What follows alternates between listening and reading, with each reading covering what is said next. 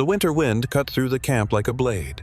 The German female prisoners stood in a tight line, coats pulled close, fingers stiff and red. Many of them hadn't spoken in minutes, not because they were silent by choice, but because the cold made even breathing hurt. They had expected this. Cold, hard ground, punishment.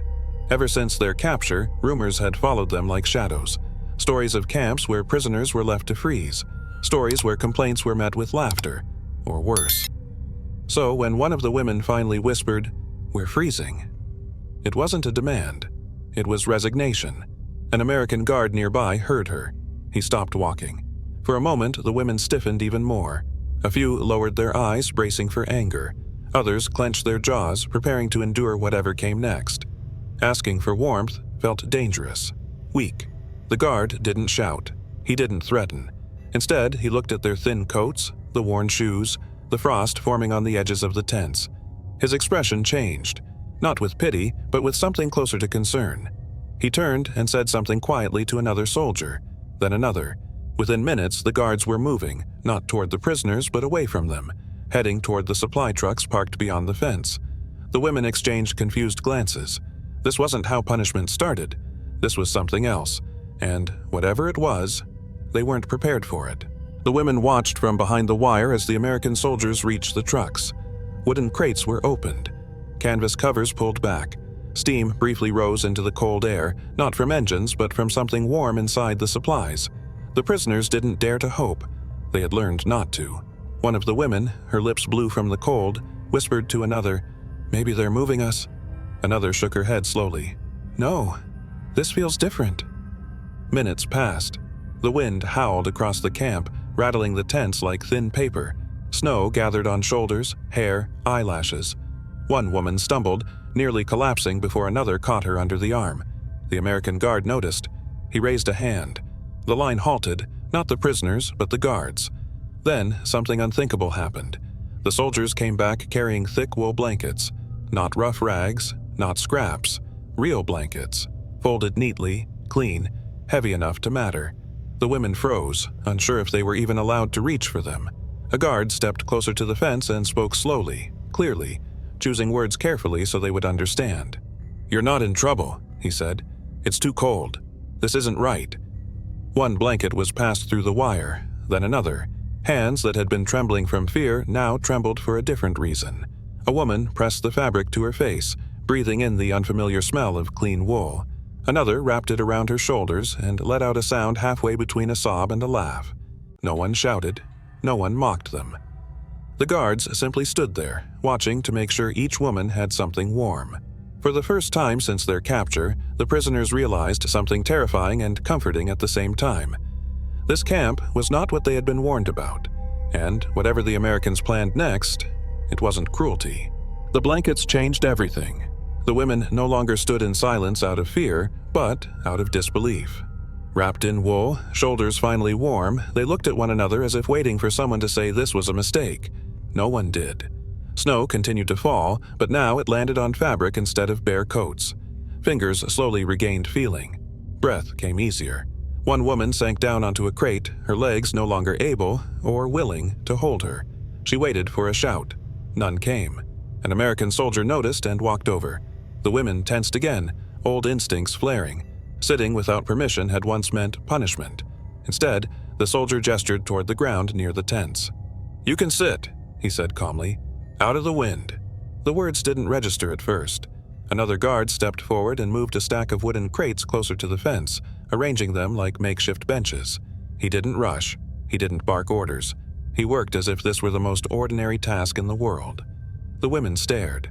One whispered, barely audible, "They're helping us." A younger prisoner, her face still pale from the cold, shook her head. No, they wouldn't. But they were. A pot appeared next. Metal, dented, steaming faintly. Not a meal, not yet. Just hot water. Cups followed. Tin, mismatched, clearly used many times before. The guard poured slowly, careful not to spill. "Careful. It's hot. Hot." The word alone felt unreal. Hands wrapped around the cups. Steam brushed frozen cheeks. One woman closed her eyes as the warmth reached her lips, tears slipping down unnoticed because they froze before anyone could see them. No one rushed them. No one counted seconds. The guards stood nearby, quiet, alert, not as wardens, but as witnesses. That was when the realization settled in, heavier than the blankets on their shoulders. The Americans weren't trying to break them. They were trying to keep them alive. And that understanding was more overwhelming than the cold had ever been. Night came early. The temperature dropped fast, sharper than before, as if winter itself was testing how much mercy the day had truly brought. The women were guided, not ordered, toward the tents closest to the tree line where the wind was weaker. One of them hesitated at the entrance. She had seen tents before, cold, wet, places where sleep never came. An American guard noticed her pause. "This one's better," he said, lifting the canvas flap. "Try it." Inside, the ground was layered with straw, fresh, dry, thick enough to matter. Extra blankets were already stacked near the back, folded with military precision. The woman didn't move. She stared as if stepping inside might somehow undo everything that had happened so far.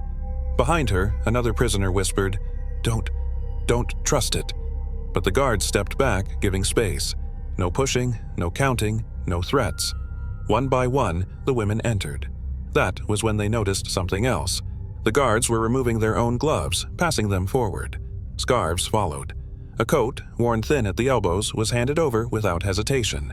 A prisoner shook her head, confused. "You'll freeze." The soldier shrugged lightly. "We'll manage." Those words cut deeper than any shout ever could. Later, as the women settled, whispers filled the tent. Not fear this time, but disbelief. "They said we could sleep. They said no work tomorrow morning. They said they'd check on us." Outside, a guard posted himself near the tent entrance, not facing inward like a jailer, but outward, scanning the dark tree line. Protection. That night, for the first time since their capture, no one cried quietly into a sleeve. No one waited for boots to kick the canvas. No one flinched at every sound. But sleep didn't come easily, because warmth had returned. And with it, the terrifying question none of them were ready to ask out loud. If this wasn't punishment, then what was it? Morning came quietly. No shouting, no whistles, no boots crashing against canvas. The women woke slowly, confused at first by the unfamiliar feeling, warmth. Blankets still wrapped around their shoulders, straw beneath them still dry. The air inside the tent cold but survivable. Outside, the same American guard stood watch, snow dusting his helmet. Breakfast followed. Simple, hot, enough. One of the women finally found the courage to ask the question that had burned in her chest all night. "Why?" The guard paused, thinking carefully before answering. "Because the war's already taken enough," he said. "It doesn't need to take more." Years later, many of those women would forget the exact layout of the camp, the dates, the names, but they never forgot this.